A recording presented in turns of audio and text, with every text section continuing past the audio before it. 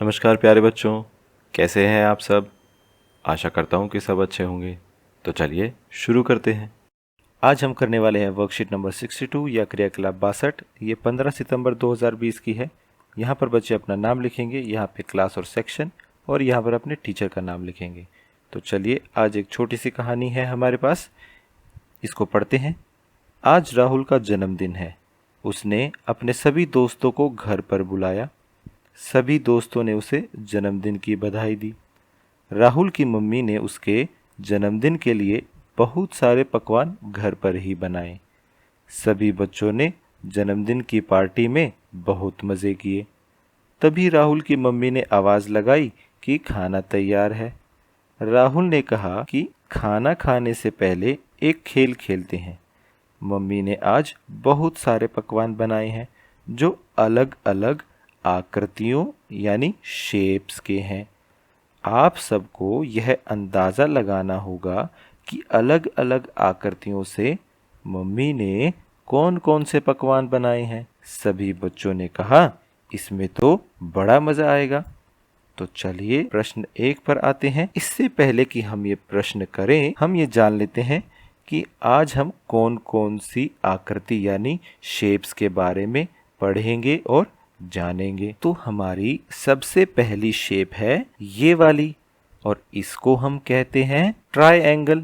यानी ट्राई का मतलब 3 और एंगल का मतलब कोने। तो जिस आकृति में 3 कोने होते हैं उसको हम क्या बोलते हैं? ट्रायंगल। तो इसमें 3 कोने कहाँ हैं? ये देखो, पहला ये रहा, दूसरा ये रहा और तीसरा ये रहा। तो ये फिगर कौन सी हो गई? ट्रायंगल। इसको हम हिंदी में त्रिभुज भी कहते हैं। त्रिभुज कैसे?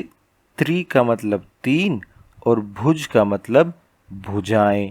तो यानी जिस आकृति की 3 भुजाएं हो वो क्या हो गया? त्रिभुज। तो 3 भुजाएं कैसी हैं? एक ये रही, दूसरी ये रही और तीसरी ये रही। तो हो गया त्रिभुज। तो ये फिगर हमारी होगी ट्रायंगल यानी त्रिभुज। अब मैं आपको कुछ चित्र दिखाने वाला हूँ, और जब भी आप एक ट्रायंगल यानी त्रिभुज जैसी आकृति देखेंगे तो आपको एक बार क्लैप यानी ताली बजानी है। तो चलिए शुरू करते हैं।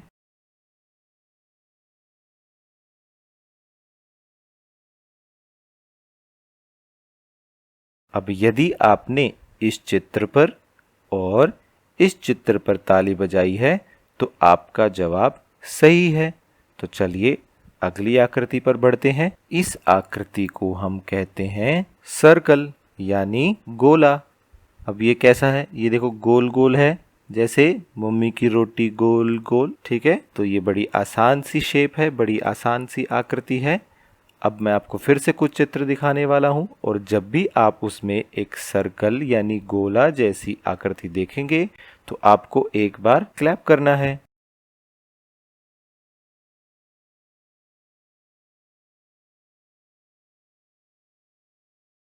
तो यदि आपने इस चित्र पर और इस चित्र पर क्लैप किया है तो आपका आंसर सही है। अब चलिए अगली आकृति पर चलते हैं। ये देखो, ये है हमारी अगली आकृति, और इसका नाम है स्क्वायर, यानी हिंदी में इसे हम वर्ग भी कहते हैं। इसमें क्या खास बात है सर? तो इसमें खास बात ये है कि इसकी 4 भुजाएं होती हैं, और इसकी चारों की चारों भुजाएं एक जैसी होती हैं, यानी उतनी ही लंबी होती हैं। ऐसा नहीं होता कि कोई एक भुजा ज़्यादा लंबी है या एक भुजा छोटी रह गई। ठीक है, ऐसा नहीं होता। इसकी चारों भुजाएं एक जैसी ही होती हैं। तो ये वर्ग यानी स्क्वायर की खास बात है। तो चलिए फिर से मैं आपको कुछ चित्र दिखाता हूँ, और जब भी आप उसमें एक स्क्वायर यानी वर्ग देखेंगे आपको एक बार क्लैप करना है।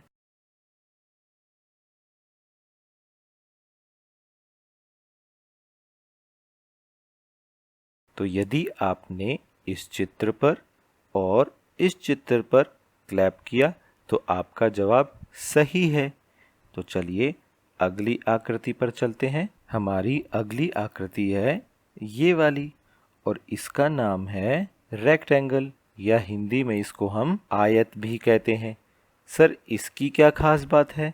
तो इसकी खास बात ये है कि इसमें भी भुजा तो 4 ही होती हैं, जैसे कि एक स्क्वायर में होती थी, लेकिन इसकी सिर्फ आमने सामने वाली भुजा बराबर होती हैं। जैसे कि इसके सामने वाली ये है तो ये दोनों बराबर होंगी, और इसके सामने वाली ये है तो ये दोनों भुजा बराबर होंगी। इसकी चारों भुजा बराबर नहीं होती हैं, ठीक है, सिर्फ आमने सामने वाली बराबर होती हैं। तो चलिए मैं फिर से आपको कुछ फोटो दिखाऊंगा, और उसमें से जो भी आकृति आपको एक रेक्टेंगल यानी आयत जैसी दिखती है, आप उस पर एक बार क्लैप करेंगे।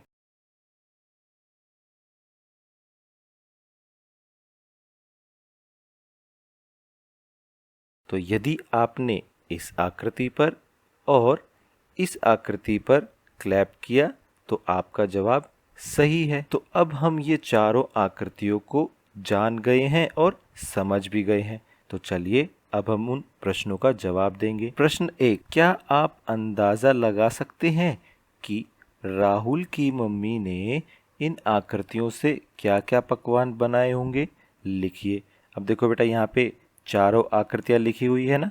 पहला है ट्रायंगल, दूसरा है सर्कल, तीसरा है स्क्वायर और चौथा है रेक्टेंगल। तो हमें इन्हीं आकृतियों के क्या क्या पकवान बने होंगे ये हमें सोचकर लिखना है। तो सबसे पहले आता है ट्रायंगल। ट्रायंगल की शेप का क्या पकवान होता है? एक समोसे की शेप कैसी होती है? एक उसकी आकृति कैसी होती है? एक त्रिभुज यानी ट्रायंगल जैसी। तो अगली आकृति है सर्कल यानी गोला। तो ऐसी शेप का कौन सा पकवान होता है जो हम सब खाते हैं रोज? उसको बोलते हैं रोटी। तो हो सकता है कि राहुल की मम्मी ने रोटी बनाई हो जो कैसी आकृति की है? सर्कल की। तो चलिए आगे चलते हैं। फिर आता है स्क्वायर। अब बेटा स्क्वायर क्या बताया था मैंने?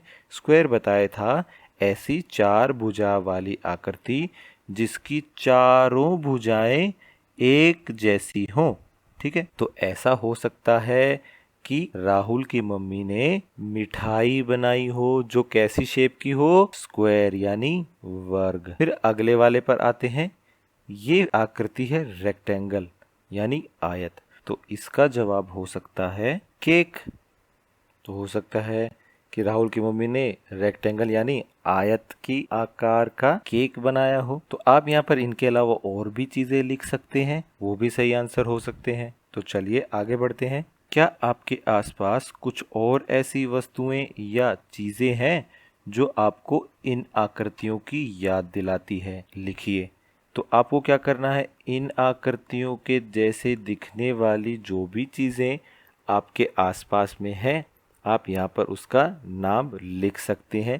जैसे उदाहरण के तौर पर मैं आपको बता दूं, ट्रायंगल यानी त्रिभुज की आकृति का होता है प्लग, जो स्विच प्लग होता है ना, जो आप दीवार में लगाते हैं कुछ भी चीज़ चलाने के लिए, तो वो अक्सर एक ट्रायंगल यानी त्रिभुज की आकृति का होता है।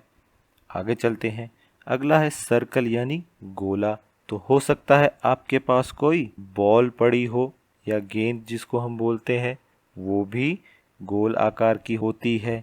उसके बाद हम चलते हैं स्क्वायर यानी वर्ग। तो हो सकता है आपके कमरे में एक घड़ी रखी हो जो दीवार पे टंगती है और वो स्क्वायर यानी वर्ग जैसी हो। फिर आता है रेक्टेंगल यानी आयत। तो आपके आसपास आपकी कॉपी या पुस्तक रखी हो सकती है और वो किस आकृति की होती है? रेक्टेंगल यानी आयत की।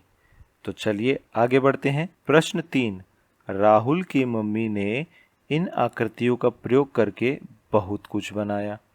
आप इन आकृतियों का प्रयोग करके क्या बना सकते हैं? चित्र बनाकर बताइए। तो हमें करना क्या है, हमें यही आकृतियाँ इस्तेमाल करनी है और कोई चित्र बनाना है। देखो एक आपको बना के दिखाया हुआ है, ये देखो इस चित्र में हम देख सकते हैं कि ये नीचे स्क्वायर बना हुआ है, ये रेक्टेंगल है, ये खिड़कियां जो हैं ये स्क्वायर हैं, दरवाज़ा रेक्टेंगल है, ऊपर छत जो है वो एक ट्रायंगल है, ठीक है। इधर सर्कल बने हुए हैं, जो पेड़ बने हुए हैं, पेड़ों के जो तने हैं वो रेक्टेंगल हैं, ठीक है। तो इस तरीके से ये यहाँ पर चार आकृतियों का इस्तेमाल करके ये एक चित्र बनाया हुआ है। कुछ और ऐसे ही चित्र मैं आपको दिखा देता हूँ।